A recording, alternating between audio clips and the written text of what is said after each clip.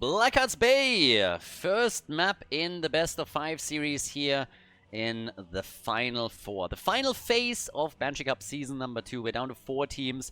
We have Banana Age, we have Sven, Team Hlopaka, and of course Team Ultralisk. Ultralisk team find himself in the losers bracket right now of these Final Four. But this should be a really cool series because both of these teams have played very, very aggressively, and Team Sven is a little bit of a... Well, they turned from a team that was solid to a team that all of a sudden is playing exceptionally well. So specifically after the round robin phase, they apparently went 23-0 or 22-1, something along those lines, in their scrims and had massive success there. And it showed when they played in their group stage because they absolutely dominated it. It was maybe one match against Dino, you know, where for a time it looked like, okay, this is actually on eye level and close. But Team Sven has been doing exceptionally well in that group stage, finished first in Group B, and now go up against the second place team in Group A, Team Hlopaka. So from that perspective, you have with Team Hlopaka a hyper-aggressive team that also likes to play Cho'Gall, by the way. And you have on the blue team side, Team Sven, who after the round robin has done so well in scrims and also in their group stage. So could be pretty interesting how those teams mash up against each other. And I have high hopes for the series because I expect aggression from basically like everyone. Now, if you're not really familiar with the tournament, again, real quickly a rundown. We have $2,500 in prize money, $1,500 go to the top 3 teams, and we're now down to the final 4 teams. So as long as you don't finish last in that final phase, you will get prize money. The rest of the prize money is in a bounty pool. And I hope that everybody knows by now what bounties are. But basically we're incentivizing players to play stuff that is a bit of a handicap for you and that we personally perceive to be fun. So $1,000 go into the bounty cup, go into the bounty cup thingy pool. There we go. And teams can complete bounties. The more bounties they complete, the higher the share is they get from that pool. So obviously it depends on how many bounties were completed in total by all the teams. But yeah, the more bounties you complete, the bigger your share is at the end of the tournament. So you can always make that risk-reward calculation for yourself. You don't even necessarily have to play for the tournament when you can just like farm bounties, and some teams have definitely tried. But most teams have, you know, tried to strike a balance between the two. So we have Mirrodin, we have Hogger, Lucio as a first pick for Team Sven, at least initially, as we're now jumping in for our next few picks, and it's Blackhearts Bay, so I want to see maybe even Falstad again. First we're getting Johanna and Blaze, so that's never a bad choice. Johanna Blaze has been such a strong frontline duo for ages, for an absolute eternity, and yeah, now they have a chance to shine again. Take Mirrodin down and just provide that meat shield that all of your squishy damage dealers need. Of course, you have Nano on the team, which means Hanzo, Chromie immediately come to mind as absolute staple picks for him. And oftentimes get banned against him too, and it could be the case here. And yes, they are banning Chromie. Another one for Nano would be Mephisto. He just likes mages in general. That also includes Kalthas. They are one of the teams that have tried to complete the... what's the shit level 1 on Kalthas again? Words today, guys. Words. Convection. Convection. There we go. So yeah, they've tried to complete Convection. And it's just every single time that it's attempted, it's just so obvious that the standard is so much better. Mana Addict is just so damn good. It's still fun. It's still a good meme and it's still fun. But yes, he has his Kalthas build. He likes to play it, and I personally love to watch Kalthas because it's just like the CC that you're getting in with the gravity laps as well. That can be so useful in so many situations. So I kind of miss him being like a big part of the meta. Anduin and Gul'dan, the choices on the side of Team Hlopaka. Now Genji has already been banned out, but you can still make some plays with like Hogger, Light Bomb Engage if he doesn't go into Shockwave. And on top of that, we have also Mirrodin, who can always hop in. So yeah, Blackhearts Bay, as we are setting the stage for our first map to see which one of the teams is also able to pull a bit ahead here. But the final 2 picks, Liming and Tracer. So yep, solid damage from them for sure. Nano on Liming gets the mage that he wants, and then we have Arion on Tracer just zipping around and doing all of that. Whereas Hlopaka, the final one to choose, as usual, he's usually the one that goes for the aggressive plays.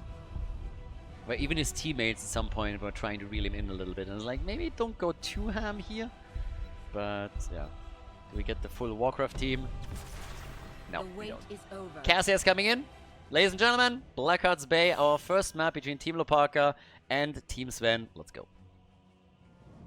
Get ready, land lovers. Team Sven against Team Hlopaka as we are looking for booty, bounty, and doubloons. So, Sven on Blaze, we have Ether on Janna, Captain Rex on Lucio, Nano is playing Liming, and Arion is rocking Tracer in our first game. On the right side of the map, Team Hlopaka, with the Captain on Cassia, Panax on Murden for the red team, Hireth is playing Hogga, we got Mirialo on Gul'dan, and Hunter is playing Anduin.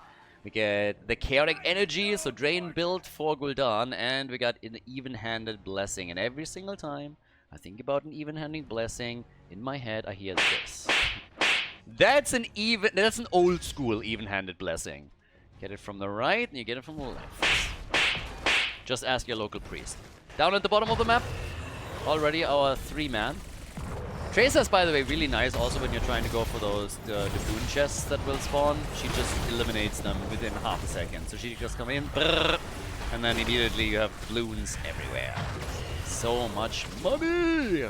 So, yeah. But then again, I usually go over this real quickly. Now, Fountain hit points tied to the fort, which means one less cannonball gets soaked up by the fountain. So whenever you make a turn in, a fort will 100% be destroyed. Not like back in the old days where you had to take a tower down to at least half HP first. So right now, no matter what, even if you haven't done any damage to the wall, the fort will be destroyed once that you turn in. So yeah, that basically is what happens. So already we're getting the doubloons or the first few chests any second right now. Obviously the teams now at the 1 minute mark can also start going for the camps and lock some of them in. Quick explainer as well, in case that people aren't really familiar with this map, but once that you collect those doubloons you can lose them and your team or your opponent can actually pick them up. So yeah, you're not guaranteed to hold them throughout the entire game, and if they lose them, it's not a big deal. Nope, if you lose them, your opponent picks them up and then the entire situation changes completely. So you should try to not make that a thing, is essentially what I'm trying to say here. But yeah, in this case, we're having still a couple of turn-ins happening. So 5 doubloons were already turned in all the way up towards the top. Hireth is still rocking around here and is slowly starting to move towards the mid lane with the 4 doubloons that he currently holds. So would love to turn those in as quickly as possible, I can only assume. Tracer, on the other hand, she's already zipping through the middle as the blue team is getting dangerously close for their first cannonball barrage. Now again, Team Sven has been highly successful in scrims. And we have to see if this now translates also into the final phase of the tournament, into our playoffs here.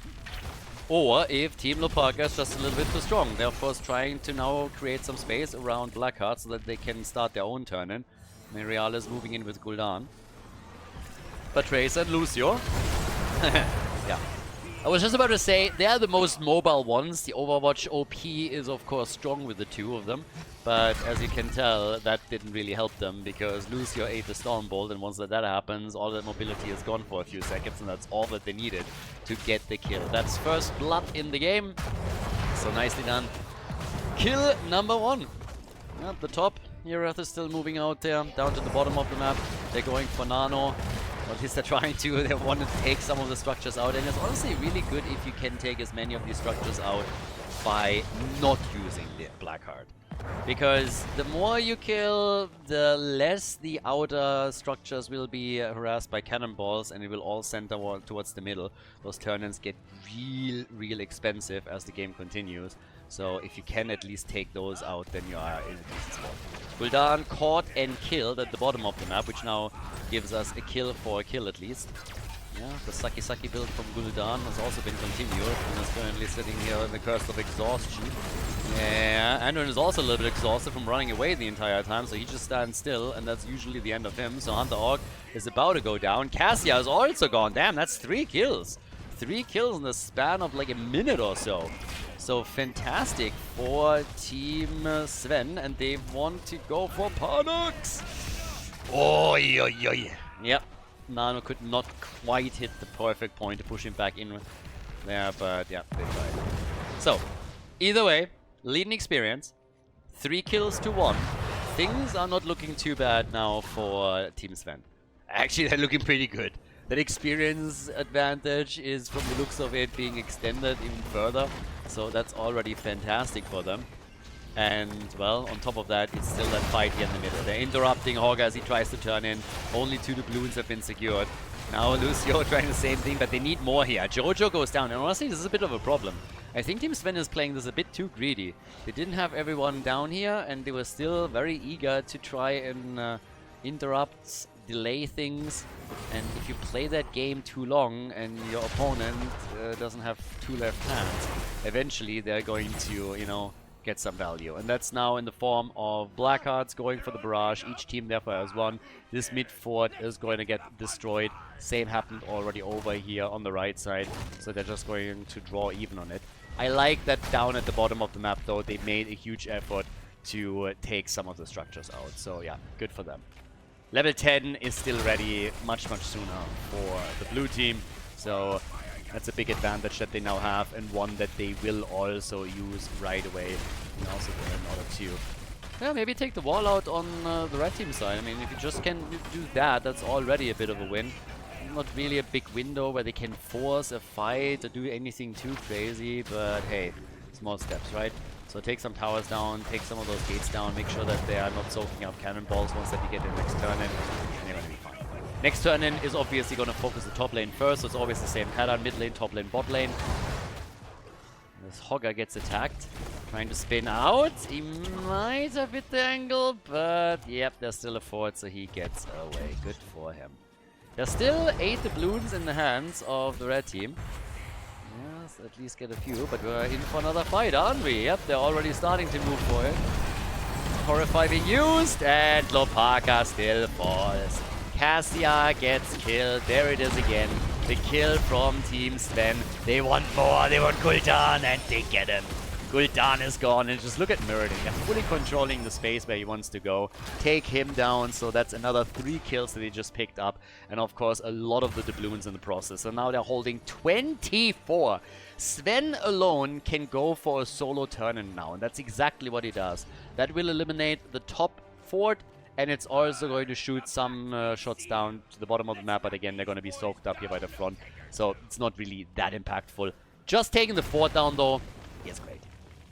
Kill that thing, and they are moving from one camp to another, trying to extend the amount of doubloons that they already hold, but they are basically ready at this point for another turn-in. So they could destroy the bottom fort very easily too, if they just are diligent about turning those doubloons in. And of course, on top of that, you look at the experience lead, they now have 1.5 levels, and that's a level 13 talent. Not bad. Yep, level 13 talents, pretty sexy. 15,000 damage, by the way, is what we're seeing from Cassia. She's top damage in the game. We have Trace on 14,000 and Liming on 12,000. Turn-in is about to happen at the bottom of the map, or in the middle again. Yeah, and, well, over here, damn, they're pushing hard for that fort, aren't they? They really want that thing. So, yes, the fort attack is going strong. 12 doubloons have been turned in. They need the few from the heroes up here at the top. There's the shockwave missing completely, and Anduin says bye-bye. And we say bye-bye! And it's the end of Muradin a second later. So now they're chasing Hlopaka down. It's another triple kill. And yeah, they are not playing. They go for Hogger, they drop him to... These guys are on an absolute killing spree. I mean, damn son. Call them butter, because they're on a roll. Team Sven. Huge plays here from them. And mad aggression. They're really justifying the scrim results that they had. And the mad improvements from them. Captain Rex is turning in and is going to confirm the next barrage. This is going to hit the bottom fort. So right here, we're going to have the fort destroyed, and then the middle keep is slowly going to get attacked. So things are definitely looking fantastic for the blue team. Team Hlopaka, to be absolutely honest with you, Team Hlopaka has had also some insane comebacks. Cock was founded in a game of Team Hlopaka. Again, guys, the Church of Khaldor was founded. It got finally confirmed that I am an actual prophet. And when did that happen? In the series between Team Astrade and Team Hlopaka on Blackheart's Bay. And they need something like that again. Now, I'm not going to spoil it for you. Obviously, I know what's going to happen because I can see the future, as we already found out there. But I'm not going to spoil it for you. I'm going to try and keep it interesting, as interesting as I can. That's just the type of guy that I am. But now we have... Oh, is that a kill? Yeah, finally. Didn't get any doubloons, though. Cassia is defending the boss at the top. Down here, they're trying for another kill, and Oga goes down. So the wall has been destroyed. Cassia has taken the boss out. The keep in the middle has taken some damage. And they're still rich AF. 20 doubloons. But they're going to have to turn 16 in right now to do their thing. So, yep. Down at the bottom of the map. Still Siege Giants. But this is going to be the keep that gets eliminated. Sad times! Team Hlopaka is losing their first keep. And Sven, they are relentlessly going for one camp after another and doing their thing here. Pick the doubloons, get the camp on route, force some more pressure onto the lanes, and then just rotate around, do the same thing again, take the pirate camps, and work on the next turn in. Of course, they have a 2-level advantage, 2.5 even, which translates into a level 16 lead. We get, by the way, diamond skin for Li Ming. So Li Ming with the hyper aggression here. Diamond skin, we get the ricochet. But how many doubloons do they have? What is this? 12? Yep, 12 doubloons. They need 18 for another turn in. Still a couple shy before they can make that happen, but doesn't really hurt to safeguard the ones that you're holding. So that's what we're likely going to get right now. Nano's trying to turn in. Should also get rid of the ones that Sven has, and that's exactly what's going on. So good for them. Turn those in as quickly as you can. Make sure that your opponent can't steal them away from you. This is one of the easiest way to get back into a game on Blackheart's Bay. If you just win a massive team fight, steal the opponent's doubloons, and then, you know, just to flip the game on its head. But it's going to be a bit tricky. They don't want to fight, and you can tell that they're playing so passive right now. The red team is just not willing to engage into any battle where they don't have a level 16 talent. They want to have the same talent here as the opponent's team. We have 23,000 damage by now for Tracer. Cassia is a little bit behind, so she's not top damage in the game anymore, but she still runs the top numbers for her own team. Top keep is destroyed, mid keep is gone. Yeah, they're running out of structures. They have level 16, and at this point, this is really your go signal. Once that you have that, you need to come in and you need to be like, all right, boys, let's make this happen. Let's start to drop them. Let's start to take them out one hit at a time. Try and take some forts. Get the turn in maybe a bit later. But force them into fights and make sure that we are somehow able to turn the game around. Because if we don't do it now, then it's never going to happen. So this is the opportunity. You hit the level 16 and you look for fights. Nothing else that they can do, honestly. I mean, what else would they do? There's no other option. You can't play this slow. If you do, the only thing that's going to happen is the blue team picks up the level 20 and are going to be happy to take whatever fight you give them. So Mirrodin comes in. There's the light bomb engage. Nice shield from Joanna. That iron skin was perfect.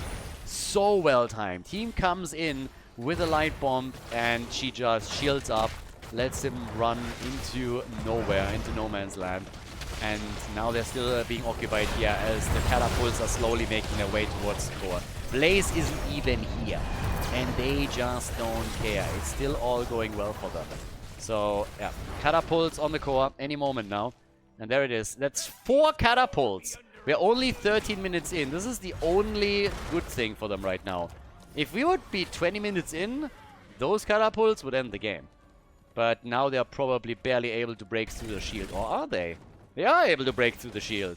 Yep, it's going to be a bit of damage. Not a whole lot, because again, only 13 minutes in. But it's definitely going to be some damage. So they're losing points. They're not going back because they know the minion wave will defeat it. But they have to send somebody back eventually. The core is now down to 78%, and that's a problem. Light bomb again without any effect, thanks to the bunker from Blaze. So the attacks, they still keep coming. 70% on the core. There's aggression coming from the top. 50. Guys, it's minion time. It's Winion time. They're claiming this simply with the Winions. The core is about to fall. This is game. The fight is happening, but it doesn't really matter. Or does it? Core at 6% now. Everybody's dead or dying. Gul'dan is the final one. He doesn't fall because the core falls first. And that is the lead in the series. Before we head into game number 2, make sure that you subscribe to the channel if you haven't done it yet so you don't miss out on any future content here on Khaldor TV. So it seems like the scrim results don't lie, at least not up to now. Tomb of the Spider Queen is our second map as Team Sven has taken the lead. So they are 1-0 now in the best of 5 series. A quick reminder to everybody, there is a loser's bracket. So whoever loses the series is not out of the tournament. The winner moves on towards the winner's final, but the loser still has another chance making that loser bracket run. So they would go up against Team Ultralisk next. Now, we'll see which team takes the lead. Well, we know which team took the lead, but we'll see what happens now to the Spider Queen. Obviously, you want to take that 2-0 of your team, Sven. You want to make this nice and easy for yourself. Sylvanas gets banned on Tomb once more, but Team Hlopaka, they got to step it up there. I am also interested if we're going to see Cho'Gall banned out against Team Hlopaka again. They are the team that not only completed the Cho'Gall bounty, but they also try to play Cho'Gall a few more times. You have a couple of these teams that have just on some of their players certain heroes that they think are that they're just good at. It's preference picks for them, and when you start having less heroes available to pick from, those become more and more attractive. Something that we could see here now once again too. But Cho'Gall has been banned in the past against them. I'm not sure if it's going to happen necessarily on the second map. But yeah, let's see. So, with that now, we have obviously the final ban for the first phase. So, that's the next thing. Come on. They're actually really hesitant on that. It's kind of funny to me also that Nano actually banned Hanzo out. I mean, they have first pick, first ban. I could have totally seen them go into either Sylvanas or Hanzo as an early pick, but they didn't really want to go for it. So, yeah. What's the first pick then? It's really weird to me. Like, those are two picks that I could have totally seen as a first pick. And they banned both of them out, so yeah. What instead is first pick worthy from their point of view? Chromie. Right, she was actually banned on the last map. My bad. For some reason I actually thought she was already out. Because again, you cannot, a hero cannot be played more than once within a series. So every hero that you see is not playable again throughout that best of 3, best of 5, whatever phase of the tournament we're in right now. But yeah, so that leaves us to a Chromie first pick for Nano. And Team Hlopaka, they're not only gonna deal with Chromie, but they also gotta make sure that they have something that's gonna be aggressive enough for them to turn this series around. Brightwing, played by Hunter Orc, and we got Garrosh. I really like the Garrosh performance in this tournament. I think I already talked about this once, but it's just so fun to me to see the Garrosh players that we had up to now just dominate. So many good plays over and over and over again from the Garrosh mains. And it's just brilliant. I love it. ETC and Stukov. So yeah, get that slide. And that lurking arm. Slow them down a little bit, and then Chromie can rule the world and get all the damage out. But we need a few more bans. Now with ETC, obviously, you can also say like, hey, we're gonna play him as a side laner. But typically these days, when you see ETC, he's actually being played as a main tank. Which I personally find also interesting in the context that there are still tons and tons of main tanks open there. And ETC wasn't really all that popular for a long time. And again, it's very different if you play him in Game 4 and Game 5. But right now, we're only on the second map, so only 10 heroes are unavailable. And they go for ETC regardless. I'm saying like, alright, let's play that out with him. A bit more wave clear would, by the way, not hurt them. Hlopaka as a side laner. Medivh gets banned, okay, so that's already a good one. Trying to get rid of a Bird Boy. He can sync up with Garrosh quite nicely. Portal appears behind you, Garrosh comes in, packs you up and just laces you across the screen. And all of a sudden you find yourself surrounded by the enemy's team and easily taken out, so yeah. But okay, so with that, Our double pick, Genji and Yrel. Yeah, Yrel and Garrosh. They're a little bit slow on the pick pattern here, so this is not really that snappy, okay, we choose immediately, we know exactly what we want. There's a lot of debating going on there too. You have some teams, when they go into a draft, they know already from the beginning, right, what they want to do there. And if they are not getting completely curveballed by the other team, they're just like snappy in regards to their picks. So with that, we're now getting the final double pick. Sven and Arian need a bit more damage. Need our side laner here. It's Leoric, and we get Greymane. Nice. Okay, so Leo is in, and we got Greymane on top of that. Hlopaka, as again, he's always the final pick for his team.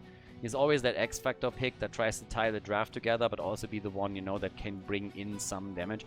I wouldn't even be surprised if they swap someone like Genji over to him, because just generally he wants to play those mobile assassins for the team. But right now they definitely need a bit more, and it's Hlopaka on Kel'Thas. Well, maybe again they swap, but they get Kel'Thas for Tomb of the Spider Queen. That's where a lot of the wave gear is going to come through. It's indeed Miriala that plays it, so as I just said, Hlopaka is going to be the one on Genji. And guys, with that, we're heading into game number 2, Tomb of the Spider Queen. Let's go. Team Sven against Team Hlopaka. The blue team has taken the lead on the last map and is now slightly ahead. Hopes to extend that lead, of course. As Ether plays ETC, Sven is hitting Leoric. We got Nano on Chromie, Arian on Greymane, and Captain Rex on Stukov. On the right side of the map, though, Hlopaka with his team, he himself playing Genji. Parnax on Garrosh now. We got Hireth on Yrel. Hunter with Brightwing, and Kel'Thas is not trying to complete any nasty bounties here. They're going to try and win the game, so we get Mana Addict for him on level 1 instead. But yeah, let's get the party started. Can the red team tie this one up, or are we going to see? Are we going to get another insight into Sven's strategies, the synergy that the team has been building up, and are they going to continue that dominance that we've seen there?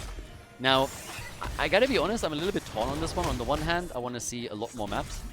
On the other hand, if we have a dominant performance right now from the blue team, I would not be able to wait to see them go up against Team Banana Age.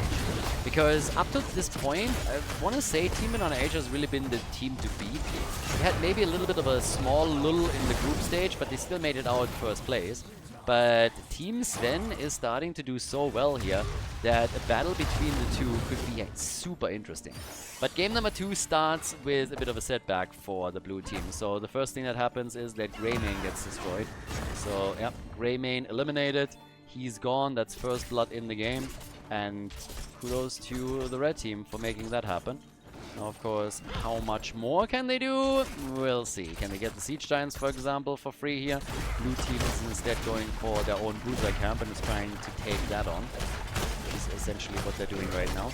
And in the middle, still, yeah, there's a little interplay with Nano, Ether. Parnax is sitting at the side, anchoring a lot of the plays, making also sure that nobody rotates down to the bottom of the map.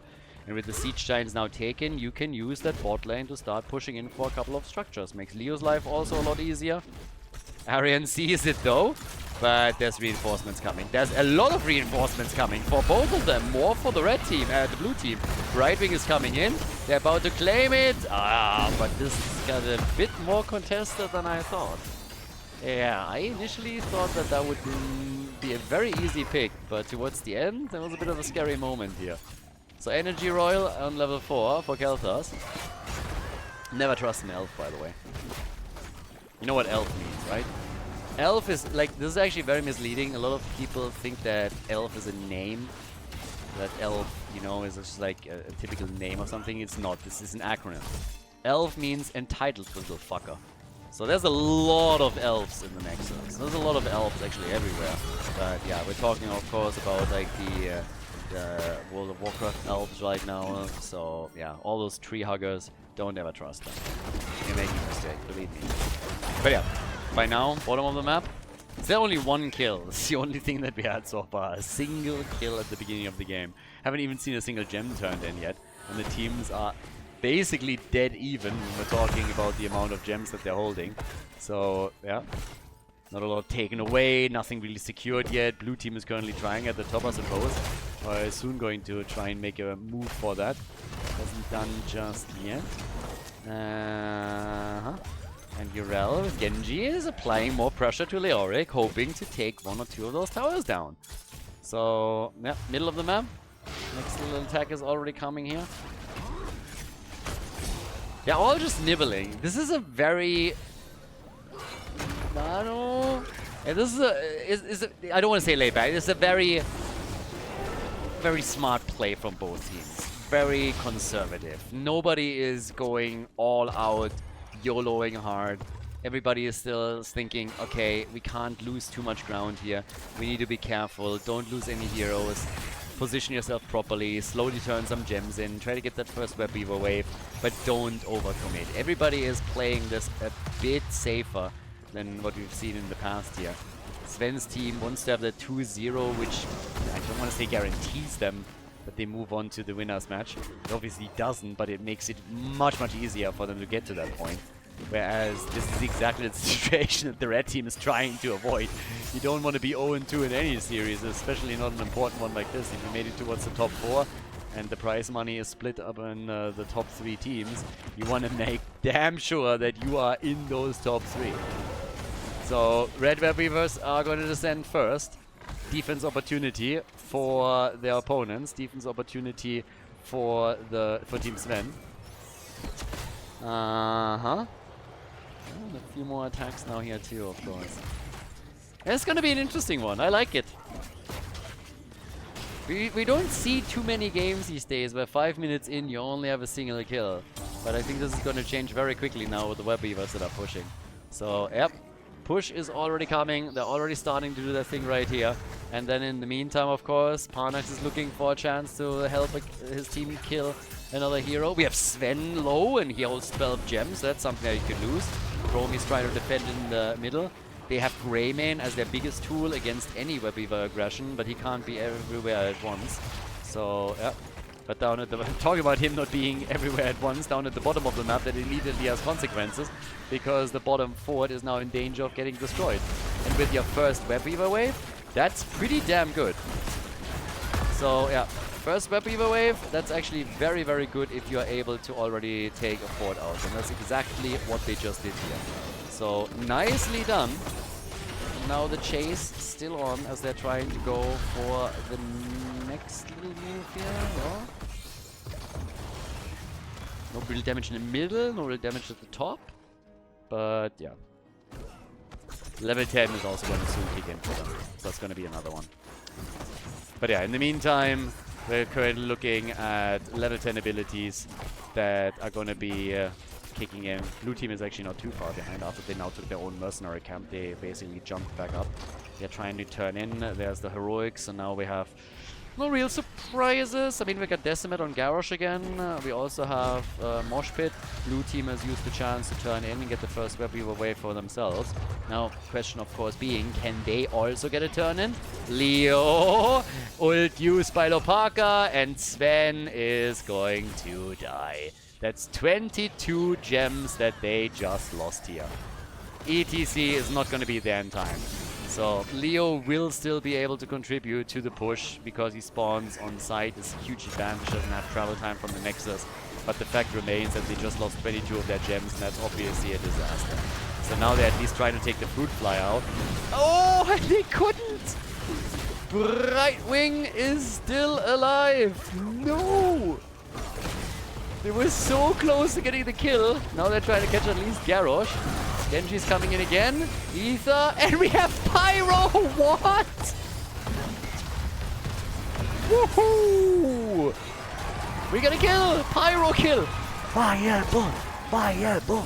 Not only did ETC die, but also Leoric went down again. Leoric is turning into Leoki once more. Now the web weaver at the top is at least doing some damage, and it's nearly taking the entire thing here down. But we indeed have all of a sudden Pyroblast in the house. I didn't even catch that. I thought for sure it was Phoenix. Yep, so we got 4 kills to 0. And apparently Team Hlopaka is not willing to give this series up. Nope. They destroyed a few heroes, they took gems away from the opponent. And now on top of that, we're having a turn in number 2 for them. So, things are starting to get a little bit annoying for Team Sven. Not a great spot to be in. Yeah, definitely not. So now they have to, yep, there comes the next slide as they're trying to rush away. Panax here also rather low, but he could escape. That would have been a pretty important kill if they can get it. Imagine Garrosh going down just as the Web Weavers touch ground. Not having him here to push with those Web Weavers into anything would have been a disaster. But yeah, middle is being pushed out. Bottom of the map, the fort has obviously been destroyed earlier. There's still the Web Weaver at the top. That's also going to do some damage. We have a level lead, level 13. Team Hlopaka! Game number 1 didn't go their way. Definitely didn't. But now in game number 2, the boys are bringing the pain. They're bringing the hurt. Big lead for them, and Team Sven is scrambling. So Bullet is being thrown out here. At the top, we also have the fort getting destroyed. Each turn-in has destroyed one fort at least. Even the damage, of course, in the middle. That one has also been very strong. And now, I mean, again, they have all the cards in their hands. 19 gems for them still. And blue team is just suffering from the fact that they lost so many heroes earlier and lost the gems in the course of it. So that means that specifically with Leo dying and dropping 22, they're now not even ready for a second turn-in, and they just lost their final fort. So while they themselves have not taken a single fort out, they are now in that awkward position where they have lost all of theirs. Every single one is gone. So only the inner ring of defense just maintains. Yeah, someone is in trouble. Another turn-in attempt now as well. So once again, they're starting to move over to try and see if they can get another wave before the blue team can. Mosh pit hits 2. Nice. Not bad. Urel is taken out before. And yeah, Leoki is dead again. I mean, basically, they just want to have him in ghost form so they can scout everything. It's an intended play. It's a ploy. I'm just saying, like, yeah, we love to have him as a scout. He's just scouting everything all day, every day, and that's his job. Hunter Orc pausing the game here. I mean, game is going pretty well for them, I gotta say. But the kill against Urel was obviously a bit more impactful, because Urel, she still has travel time. We also have, though, 24 gems now for the blue team that they could turn in. And that's pretty big, because if they turn those in now, they finally have another Web Weaver wave for themselves. So, yeah. 25,000 for Greymane. Genji is sitting at 30,000. Actually, I'm not even sure what exactly happened to them. If somebody dropped, doesn't necessarily seem like it right now. If it's just any kind of problem with voice. But yeah, anyways. So my point essentially being, blue team has to make moves now. They need to get their turn in. They have the gems now to finally complete a turn in. Red team is going to try and interrupt it wherever they can. But given the situation on the map, if the blue team doesn't soon step it up, then they are going to lose this slowly and steadily. You only have your keep standing, and to be fair, there's not a single wall that has been significantly damaged, so that's good. But if you don't take any forts out, there's going to be catapult pressure against you. You're going to lose control over the middle of the map, of the turn-in points. Yeah, so they need to do something here. Leoric, he's just dying and dying. But again, he's going to spawn on site. And right now, you can already tell that he is giving them information too. So that's another pretty important thing as well. But yeah, either way, we have now 27 stacks on Mana Addict. So that's another one they can play around. There's the turn-in. Oh, if they can get a kill, that would be even better. But instead, Ether might find himself on the receiving end. And he's dead. Yeah, great. You got the turn-in, then you lose ETC, and then you lose Sven again. Sven is basically more dead than alive at this point. So, with level 16 kicking in for Team Hlopaka, thanks to the kills that they just got, this is essentially useless. That Web Weaver wave does nothing. Does absolutely nothing. 8 kills to 1. Team Hlopaka is just on a tear here. All the right moves. And even when you think that finally there's a chance for the blue team to make some moves to get back into it, nope, they get shut down by the red team. So I really like that we now have not only some signs of life from Team Hlopaka, but also some pretty impressive plays being made here, just to be sure that they can draw even in the series and don't have to defeat one big match point after another. So, yeah. Anyways, with that now, okay, here's getting attacked, alright. Coming in for Leo again. Sven, Pyro, and...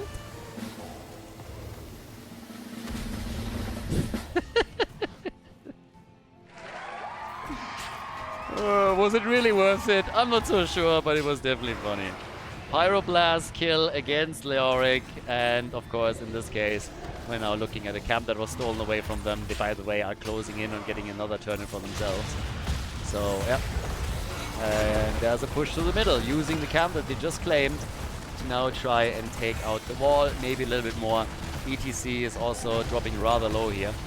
9 kills to 1. And yeah, it's turn-in time. 4 gems, and then they can go for a full turn-in. Yeah, the air is getting pretty thin over here for Team Sven. So, I'm not so sure. They have level 16 now, 2 levels behind. And they maybe use 16 to bring it back. 20 would obviously be much better for them. They have a lot of big ones there. But with 16, you at least get Royal Focus, so the ability get enhanced. You also have Imposing Presence, which might help you in some of those fights. But here's the turn-in, and they haven't really forced anything yet. They're trying to go down to the bottom of the map to get the kill against Genji, and I suppose this one's gonna happen. Yep, Genji gets flattened like a pancake. Red Web Weavers are going to come down. I think eventually that would have happened anyways, so at least now you're gonna be able to defend properly with a numbers advantage of 5 versus 4. That's the good news. But yeah, let's see. Come on, boys. Don't lose the 4 versus 5. It's gonna be a bit too much. And well, they do. They lose EDC and they lose Greymane. No! And they're losing Leoki again. Yeah, that is just bad. Sad times. After they kill Genji, it looked like, you know, maybe they can defend. But now they're going to lose so much here. They might lose the game, honestly. But they're definitely going to lose keeps. The first one is already about to fall. And I guess they're just going to make a play for core here. Because let's face it, why wouldn't they go for core at this point? This is the perfect opportunity to end the game, tie the series. And they are trying. It's 7 seconds until ETC is back. The shield is already gone. This one's losing hit points quickly. And they got the damage output for sure, don't they? Greymane back in 2. Core at 70%. Web Weaver coming in, minions doing damage. Top side keep is under attack, bottom keep is under attack, so even there they're losing ground. But the core is still fine for now. 45%, Urel still doing damage, 30, can they defend this? Probably not. So yeah, seems like it's lights out. We have a tie in the series, everybody. Once again a triple kill, this time for Keltas, and with that, Team Hlopaka ties the best of 5 series.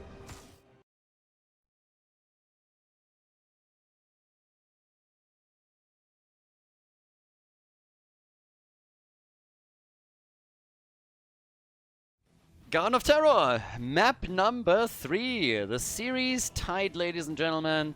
We got Team Sven against Team Hlopaka. So I'm pretty happy that Team Hlopaka is fighting back. Again, I was a little bit torn there. On the one hand, I want Team Sven to dominate because it might make the clash between Team Sven and Team Banana Age a bit more epic. But I also would like to have more maps in the series between the two teams here. And right now we have a one-on-one. We have a series. We have a match on our hands. So, Garden of Terror, big map. Obviously, you want to have heroes that are very good at dealing with mercenary camps. That's one of the main things.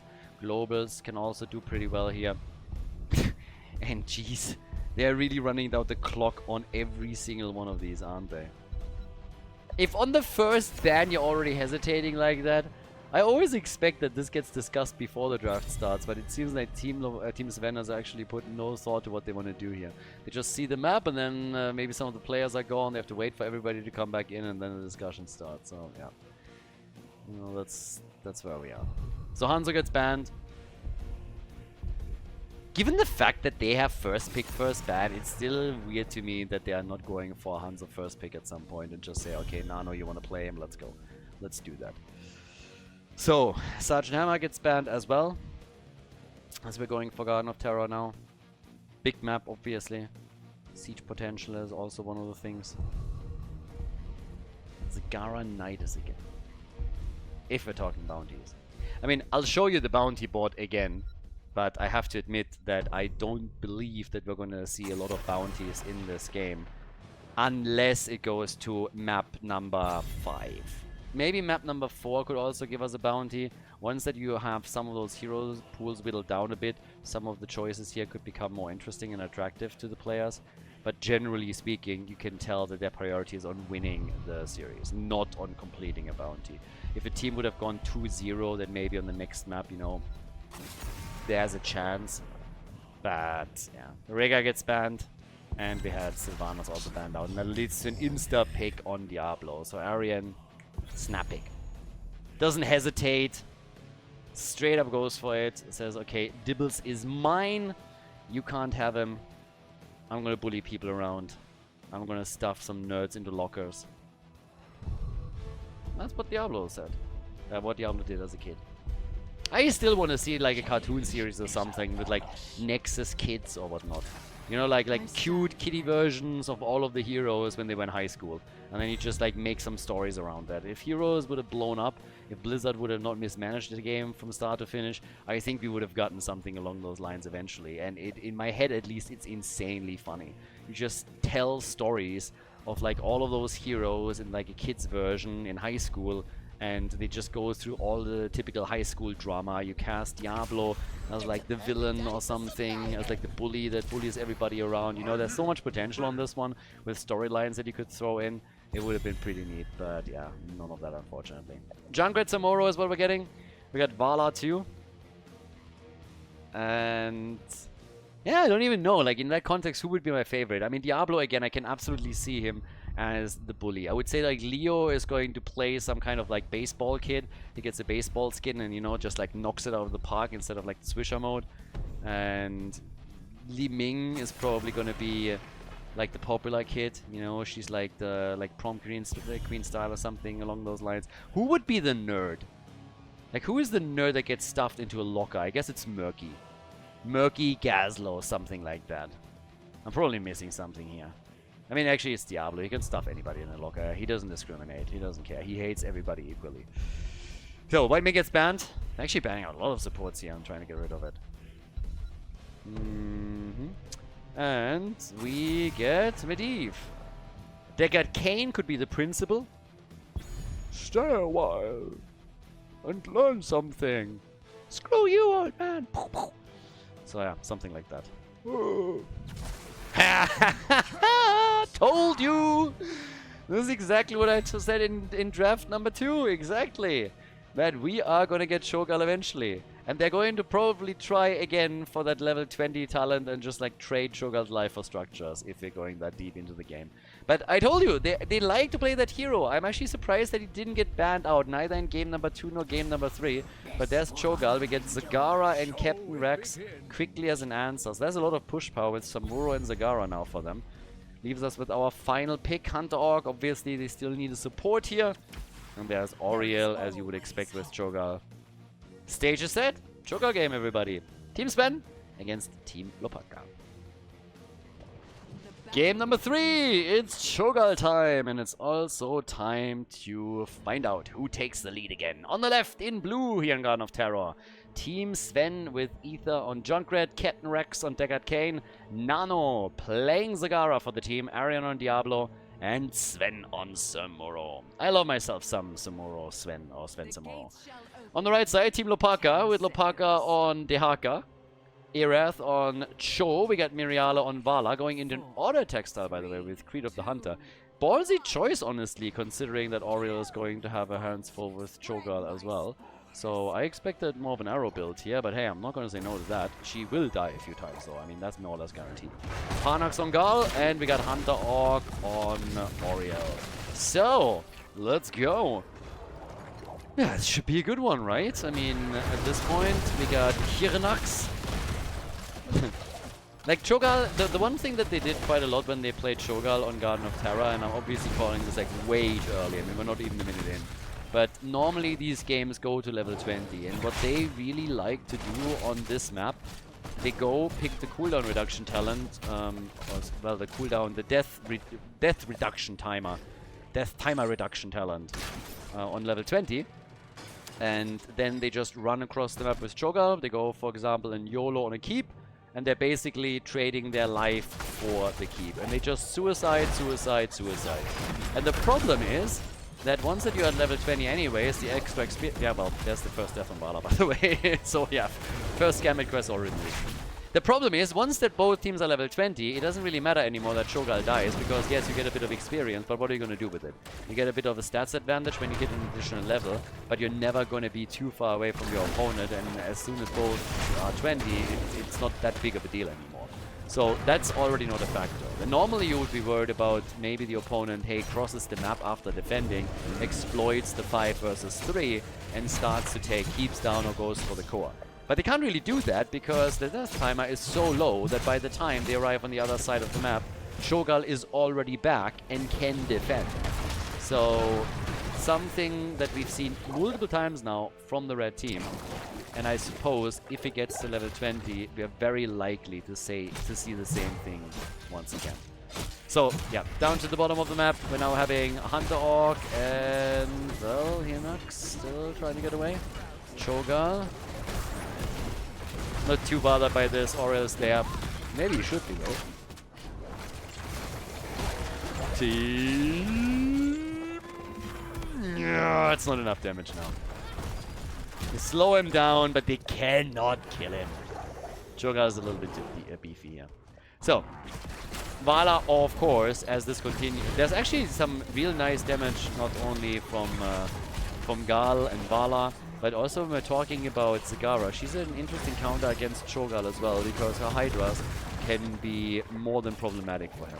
After level 16, after you have level 20, those Hydras, they are just wreaking havoc. So for Cho'Gall, this is highly uncomfortable to go up against her. So as the game continues, Nano is very likely going to start making a play there. And yeah, try to make some moves on that. At least that's what I expect. Now, Nidus Zagara has already been completed. Just highlighting that because there's no bounty that they can play. Same is also true for Cho'Gall. Each team can only do a bounty or complete a bounty one single time. And the 2 bounties that are potentially in play for each team here have already been completed. Hlopaka's team has already played with Cho'Gall and also won with Cho'Gall. And then on the other side, we're having again the Zagara Nidus as a potential pick. And that also has been used in the past successfully, so no bounties in this game. That's just not what it is. But yeah, the attack at the bottom of the map is already successful, so they're breaking through the wall here. They're getting some work done. Cho'Gall is of course now roaming the maps, trying to do the same everywhere else. Always just like dishing out the damage from afar. We have the first seed up on the map. Had it for a while, and teams are now maybe trying to finally make a play for it and move in here. Yeah, the Haka coming in. But they cannot grab their hits. Looking for a kill once again, but the drag did not connect. They connect a lot of damage with Cho'Gall though. So, yep, he's already losing a lot of his hit points. Not looking too great, but is still able to slowly come back here. So, yeah. Either way, attacks keep coming. Seed is still up. Hasn't been claimed yet. 31 stacks for Vala. Yeah, and they have no... Finally, they're starting to channel the Seed. Oriel! Hunter... Yeah, he's dead. Seed is at least taken. Do not tell me Hunter Orc survives. There is no way. Diablo goes deep and finally gets the kill. Still gets whipped into a corner, but is not gonna fall victim to any follow-up damage. But boy, oh boy, for just a moment, I really thought that he would be able to get out. He was totally isolated from his team. They had him in the corner, and then that happens. And I was just sitting there thinking, like, you got to be kidding me. So, yeah, thankfully for them, he wasn't able to get away here. But it was definitely clutch. Vala's now coming in. Oh, and Diablo is nearly dead. But it is the blue team that has the 2 kills. Blue team has gotten 2 kills so far. More of the attacks are now also coming in here as they're trying. Oh, Diablo gets dragged! Yeah, but Vala can't connect the damage. Again, she's died once. She's at 48 stacks now. But with level 10 and such a big lead in experience, Team Sven is doing so well now. Cho'Gall, as he gets stronger, he scales very well as he levels up. So as we're getting into the late game, there's more survivability on him, so it's going to become a real beast. But there's already trouble brewing at the top lane since the fort has taken damage. Samuro doing a great job there too. Currently busy channeling the first seed for the blue team.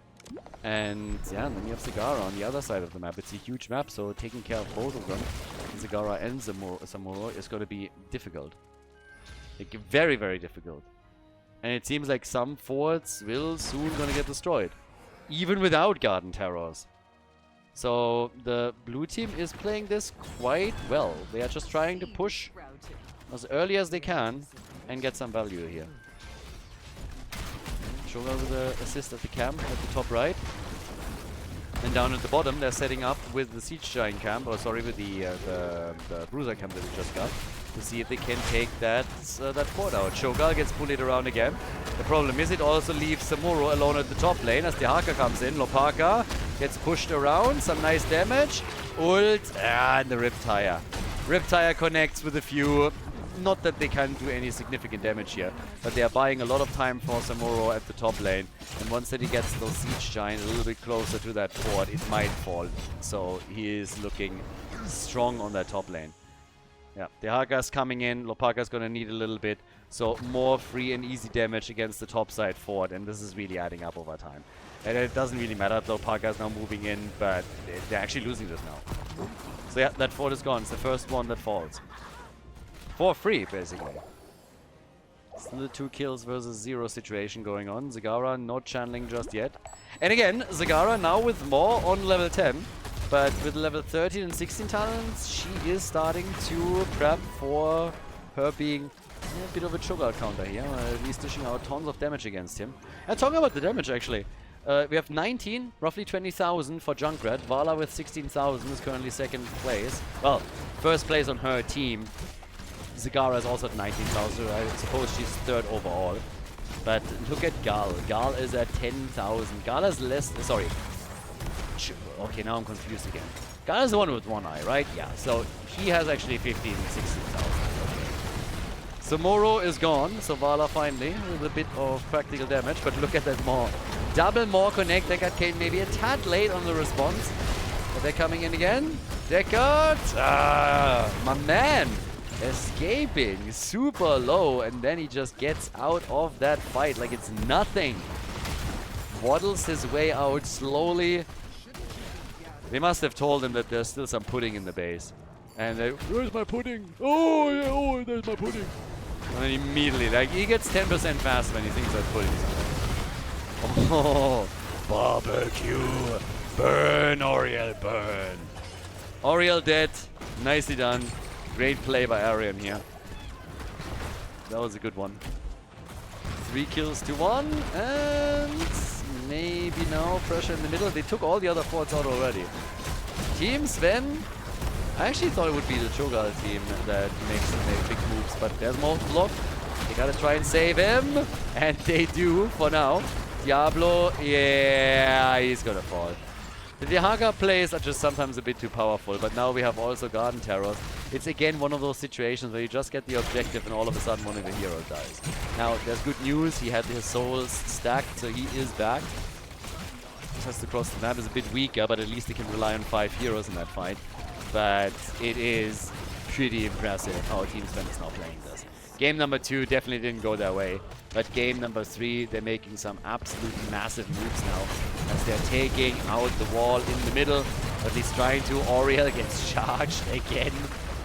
I feel a bit sorry for her at this point. Diablo is just like coming in, and for some reason he really doesn't like her, does he? Just charges in over and over and over again. It's kind of funny as well if you think about it, because that's the first set of Garden Terrors that we now had in the game. And essentially all that it did was take out the fort in the middle. Push the lanes out, give you map control, yes. But when we're talking about raw damage done to buildings, they only got a fort. And I suppose a tiny amount of damage at the keep in the middle. But not really a whole lot. Now, Cho'Gall might start the scaling here soon. We can now have Molten Block. We now got the Twilight Nova as well. And they're even stealing some of the camps away. Zagara also can always come in later on with the Maw and section maybe the healer off. if she gets that chance. No zoning mods though, not here. But yeah, so they're trying again for Cho'Gall. So far they haven't gotten a single kill against him. This might change soon. The follow-up of Deckard Cain is just not fast enough. If you want to do something with that, you have to just be a bit more on point to get that follow-up so that he gets the stun, the lockdown, and then you can grab your kill. But experience has started to even out, so now we are on level 15.5 for both teams essentially. Iranax is again zipping around on the edges. Stun, flip, no 16 yet, but soon. Zagara has, by the way, gone into Spell Shield. Okay, there's the barbecue. Can they kill him now? Yes, they can. Cho'Gall, Ragdoll gets murdered.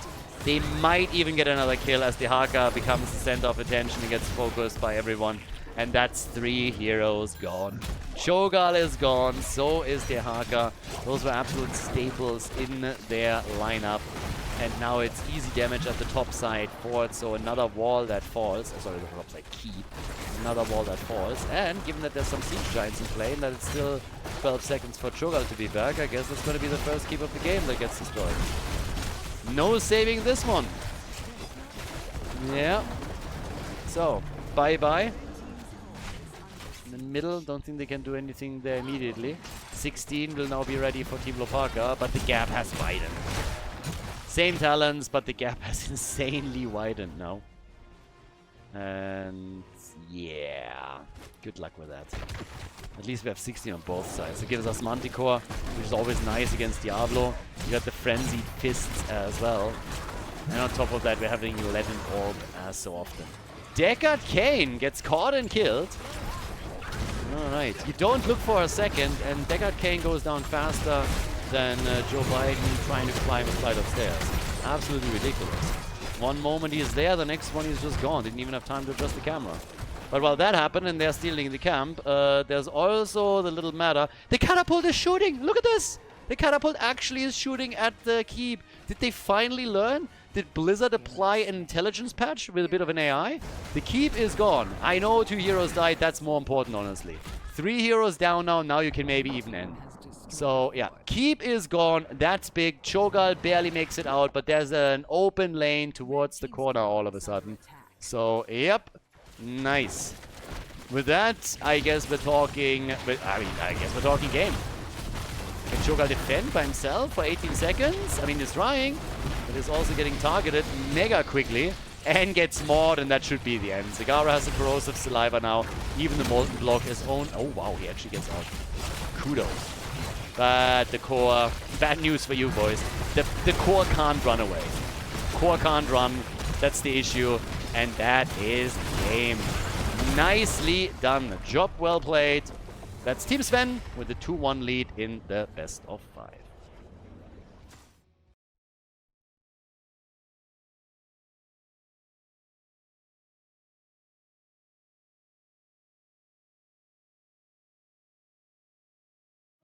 Dragonshire! Alright, let's go. Game number 4. So that means 30 heroes are now unavailable because they have been played before. So this starts to make a bit of a difference.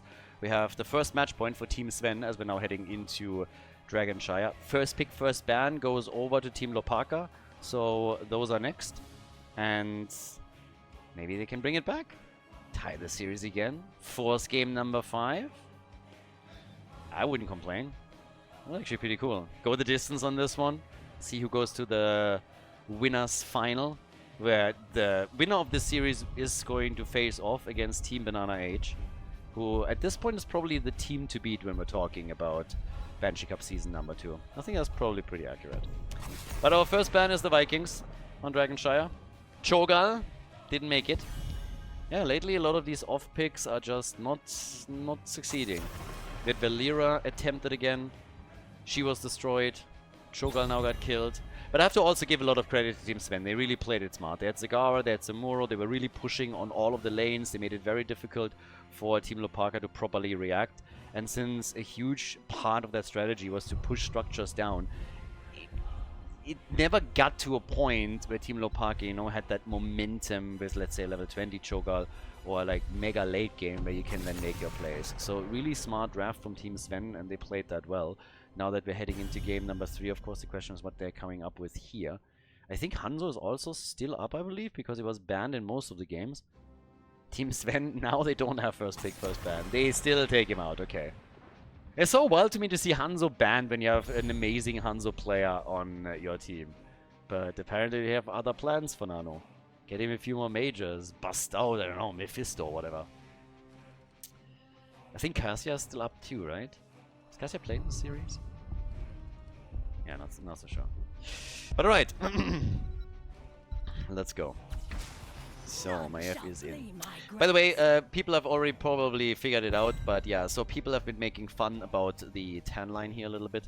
I had a cycling race earlier today, before the stream, and a pretty big one. The Gran Fondo in Valencia, the official one, actually finished top 10 out of a couple of thousand. So, very, very happy with the result, but also meant I spent 5 hours or more even. Was a pretty long one. What did we do? Like 175 kilometers and 2,000 meters of climbing. So that took a while. But yeah, a lot of time in the sun without sunscreen. I had sunscreen with me, I just could never use it because we never stopped and it was always fast. So yeah, should have maybe put some on before we left, but we left at 7 o'clock in the morning. That's when the race started, so yeah, my bad. Anyways, Varian. So we're going to get a sniper combo, paired with Rhaegar, interestingly enough. Once that he has 16, obviously, with the totem build, you're going to get a lot of value out of it. I could have seen them pick Tyrande, so that would be a nice one. But let's see what we're getting there. Yeah, I can maybe also like talk about the race a little bit during the game when there's a bit of like downtime, because it was kind of wild.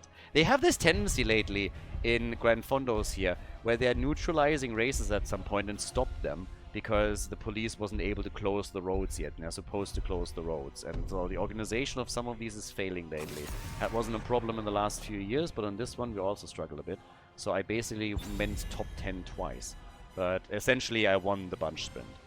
One guy went for me, like the group of 3 escaped. Then I took 2nd place in the bunch sprint. So pretty happy.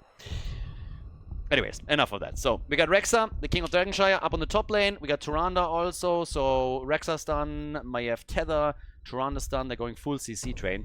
I still would like to see some, I was about to say burst damage for the blue team. And Jaina fits that bill very well. So, they are getting rid of her. This is a pretty smart decision, honestly. If you get Varian with a good taunt, Jaina was always a real nice follow-up. I believe Li Ming should be open too, so she's another potential pick that they could go for here. Alright, we get Chen. Pandemonium. And there's Mephisto. Highlighted him already earlier as an option. And off we go. So. Alrighty. Last 2 picks. Again, this is for all the marbles in this series. The loser drops into the lower bracket. The winner goes up to face off against Team Banana H in the winner's final. So Parnax and Miriale still have to pick. We need the damage. We need the main tank. Make your choice, boys. Make it count. This is your shot. Tacita and Falstad. Alrighty. Which means Maiev main tank? We've seen that before, but it was never really great. Or they're just gonna throw Rexa at everything that moves. That's a bit of a wild one, if you ask me. Anyways, final pick. Game number 4, Arian on Dragonshire with Zeratul. Alright, let's go, everybody. The match point for Team Sven. Can they win it? Or is Team Hlopaka forcing game number 5? Game number 4, Team Sven on the left. We get Sven on Chen, Ether on Varian, Captain Rex on Rhaegar, Nano on Mephisto, and we got Arian on Zeratul. Skull missile build from Mephisto. And over on the right side of the map, we got Parnax on Maiev, Hlopaka on Falstad, Heroes on Rexa, Hunter Orc on Tyrande, and Miriale is playing Tacita. So, let the show begin. Who is going to claim victory over here? Tacita? Actually, I'm pretty happy that we're going to get to see him again. A little more Tacita games is kind of nice. And everybody, they balanced it out. Everybody went for an OP Protoss. So, everybody has an A-move hero now. It's probably the description that fits Zeratul the least. Think about it. But yeah, they are indeed going for some kind of Maiev main tank. You can see Parnax, the tank player, has now played Maiev. We've seen that before.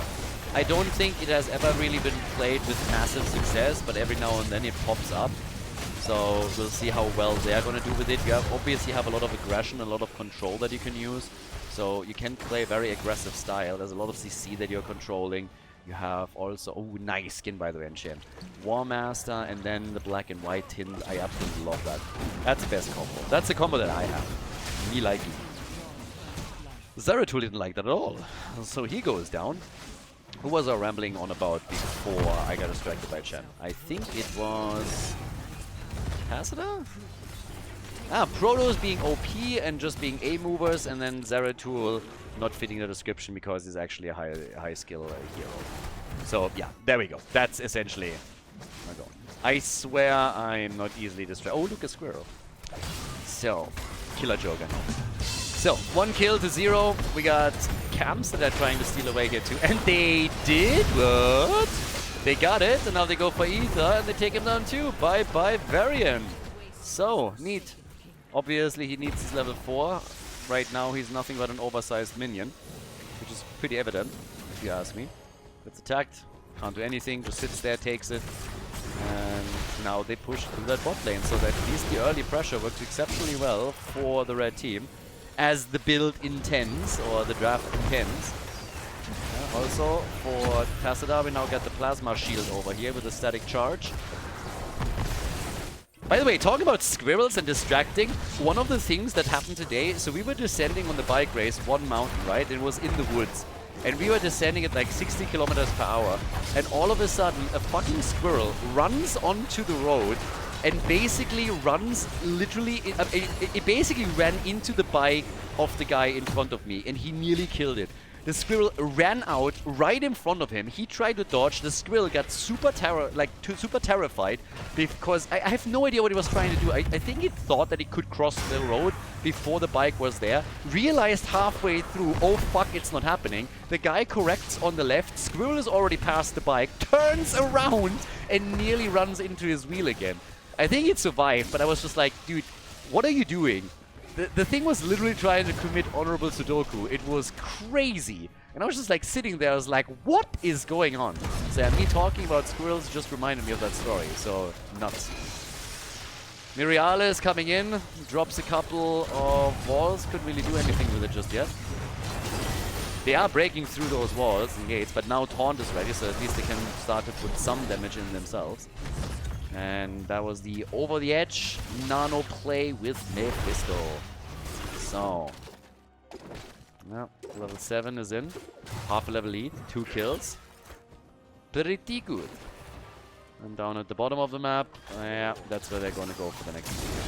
But you can see they're controlling the map right now. So this early in the game, the combo that they're running here with the CC follow-up from Tyrande, with the Hunter's Mark, with Tethers from Parnax, and then oftentimes also Rexa trying to chip in an additional Misha stun.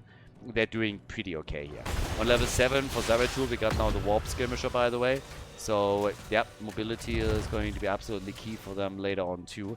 We have no Shadow Hunter though, move unseen, so a bit of a different style here from Zeratul. But with level 10, I would still expect that we're going to see the Might of the Nerazin. Heroes is coming in from the top now. Tries to help the team out, taking the fort apart. But now they're ready to fight, and they want to go for the first kill. They try for Hunter Orc. Whoa! Tyrande finally on the back end, killed by Mephisto. But boy, did she live long there. She nearly survived through that entire ordeal. Tassadar, on the other hand, gets attacked, and it is... yeah, Tassadar's dropped. So is Misha. So, yeah. But now we got 2 kills on 2 kills, so the blue team immediately just saying, alright guys, early game, yes, you played your hands well, you went in with your draft, but right now we're kind of stabilizing a little bit, and we're also getting some counter plays going. Level 10 is going to change the entire dynamic again, as it so often does. They are really committing to this camp, by the way. Damn, Falset is now flying in too. Ether, is he going to get away? I don't think so. So, Varian dies once again, but the birdie is down. The tether, straight into the tether. Maiev, can he get the counter kill? Yes, it's a bloodbath. It is an absolute bloodbath. 3 heroes dead on the blue team side. 2 eliminated for Team Hlopaka. Level 10 is on the board, but yeah, what a game. The early Dragonite that we got, I mean, didn't really do a whole lot as usually is the case with early Dragonites, but now they damage the fort in the middle a little bit. We have the action down here at the bottom of the map where they destroy one. So kudos to Team Hlopaka. Looking good here. And Tassadar with Archon. Nice. Now I gotta say, I'm personally a black hole man myself. As I said in the past, I mean, obviously with the job experience that I have, people might not know this, but I've actually been doing a lot of work as an astronaut, as a doctor, pizza delivery boy, real estate agent, policeman, fireman. And in the course of that, as I already mentioned, I was also an astronaut, and I explored many a black hole in my time. So I can only tell you that I personally believe that it is way more powerful than just going Archon here, at least in my personal experience, and I have plenty of that, I can tell you. But yeah, you might not have known that. So, 5 kills to 5, and oof, I might follow up on the next one, because Torano connects another stun, Misha came in, and Rega shuts it down. Not Rexa, Rega. Whereas Zeratul gets the kill against Falstad. And might now be in real trouble over here. Tirana misses the stun. Okay, so they're going to be able to get out here. Good for them. Still 6 kills to 5 now, so the blue team is starting to gain some momentum as Chen is trying to reclaim the position all the way up at the top. And down in the middle, yeah, there's the channel, and Zeratul is going to claim it. Good for him. So, blue team, wrong direction, dude. Wrong side, wrong side. Takes the minion wave out so that he gets the minion support as he goes for the mid lane fort. But yeah, had to very quickly go over towards the left. It's what a game, honestly. Ancestral to save Nano. Big hits. Tyrande gets killed. Maiev got kicked. Yeah, well, Rega is down. Maiev got actually kicked over here in the middle into fort range, and then Sven took her down. That's 3 heroes eliminated on Team Hlopaka's side as they're breaking with the Dragonite now through the bottom of the map. So, yeah, not too bad. Another quick punt, but Falstad actually survives. Falstad makes it. Chen is in the middle, and now at the bottom of the map, we're having big damage on the fort. This one is going to get dropped, so they're going to draw even in structures. Just looking at the damage output too, we have now 27,000 for Maiev main tank for the red team. And then on the other side, you have Mephisto with 41,000 already. So, yeah. Good stuff. Okay, once again, Onyx is coming in. Tries to go for Nano, the tether, and the hit. Bye-bye, Mephisto. And Ether gets disked, so Varian is likely going to be next. Tassadar with Archon gets quickly outplayed by a quick hack, but it doesn't change the fact that Varian is down, so that's 2 heroes that just got destroyed. And it is just back and forth action now. Hit after hit, left, right, left. Everybody gets a kill. Everybody is working for the next one. They are absolutely going for it here. Love it. Huge plays being made. Now up at the top, we have now Zeratul getting attacked. I mean, it doesn't stop, really, it doesn't. They're just going from one lane to another, looking for kills, and in this case, they find Zeratul and they take him down quickly. Down at the bottom of the map, we're having, of course, another camp about to be taken, so momentum in the hands of Team Hlopaka.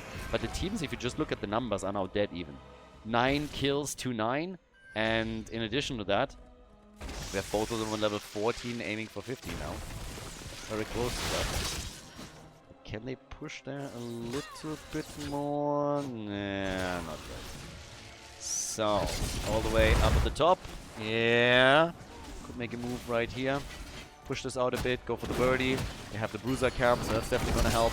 Tether at the bottom of the map as they're still trying to be aggressive. Rexa in the middle. 16 is going to be next. And with 16 talents, we're going to get a bit more spice to this.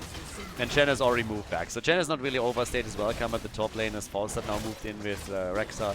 Would have gone against 2v1. But the Shrine's activating in another couple of seconds, and then it's time to just make your move again. So over here, next attack is already starting to come in. But it is insanely tense. I mean, again, for Team Hlopaka, if they lose here, they're in the loser's match. They drop out into the loser's bracket. If Team Sven wins, they are going up against Team Banana H next, so they don't want to go to map number 5, and who can blame them? They want to end this as quickly as they possibly can here, and that would be a win on Dragonshire. So they are throwing everything they have on this. We get the Executor's Will for Tacita. Another tether attempt over here as Varian moves into the banner of Stormwind. Right, gets the movement speed in for 12 seconds, and we got the Master of Warplane now. The Zeratul still rotate. I mean, Zeratul wants to go for false step whenever he has a chance. He's already moving in, has to jump back out again, but that's going to be a continuous problem for false step. He needs to be super careful with this. Tyrande low and murdered. Real nice damage there from Zeratul. Then again, he gets caught and killed, and then Falstad drops to Mephisto and Tacita to Rhaegar. It's always kill against counter kill, and the entire game was like this. Everybody gets a kill. They're playing Heroes of the Storm Opera. You get a kill. You get a kill. Everybody gets a kill. And now the blue team gets a lot more. 13 kills to 10, and they get another Dragon Knight. So they are looking like they're gaining more and more momentum. The one level lead that they now have over the other team is of course also highlighting that a bit more. But they're destroying the fort in the middle. Chen can still go for the fort at the top, but the Dragon Knight is with the rest of the team already underway to try and drop at least the wall at the bottom of the map. In an ideal world, of course, you want to take the keep out or at least damage it. So yeah, hit after hit being made now. But there's lots of momentum here. They gotta be careful because there are only 3. So once that Rexa respawns in particular, Zeratul is dealing with the middle. So that DK doesn't get a ton done, takes the wall out, but circumstances obviously matter. Bit of a defender's advantage in this case. And Varian realizes that he needs to very quickly find another way to escape or he's going to be gusted. So yeah, good move. Just in time. Yeah, in the middle. The Panda jumps out. And all of a sudden Zeratul is here. But everybody was just waiting for that. And they can actually re-engage with the Dragon Knight and finally take that tower down. That thing had just a sliver of HP for such a long time. Maiev? Yeah. Not overcommitting anything. But the advantage has now increased. It's a 1.5 level lead that they have. And things are looking very, very good. Or very bright for the blue team. 51,000 damage for Mephisto. We got 35,000 for Tacita. Just to compare the top damage dealers a little bit here. Obviously, Maiev is just chipping in huge amounts too. Sitting on 33,000 here. But, well, down at the bottom of the map, we have the Siege Giants now. Could even steal the second camp. Red team knows it. But they're missing the hit with Tyrande. That stun would have been great against Mephisto. If they land that and can take him out, that would be just a play. But now they're losing another set of Siege Giants, so the push through the bottom is going to be a bit rough to defeat, because Chen is in the middle getting level 20 for them. And then once that they have Storm Talents, as they do now, he's likely going to move down to the middle. And now they have, of course, their upgrades, which means that we're getting a Farseer's Blessing, we get Twilight Falls, and they're going to try and use the Siege Giants. But there's a lot of distance pull that we have from the red team, and they're using it right away to take those Siege Giants out, so they didn't really survive all that long. Neither did Misha. Tried to make it out of this one, but yep, barely lasted a minute or two. Yeah.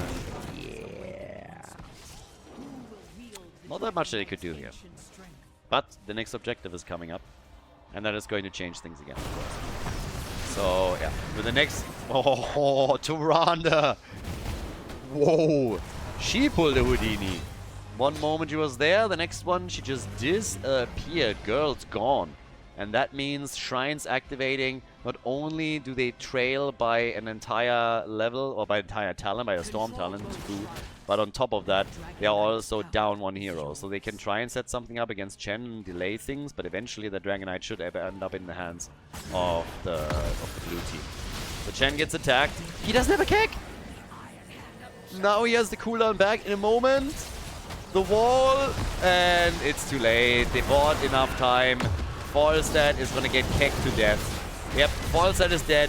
Big plays over here too, and it is the end of Maiev. Huge plays, big kills, and that's exactly what the doctor prescribed. So, yep, that's the entire team wiped. 5-man team wipe.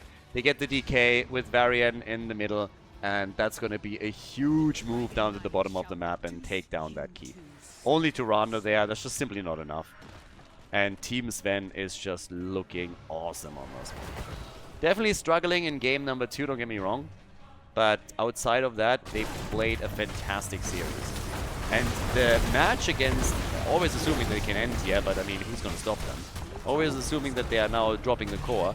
The match that they are going to play against Team Banana Asia should be absolute fireworks. So here's finally level 20 for Team Hlopaka. It's too little too late. It's game. Team Sven goes up against Team Banana H in the winners final. GG, well played. Absolute solid series from the blue team. GG.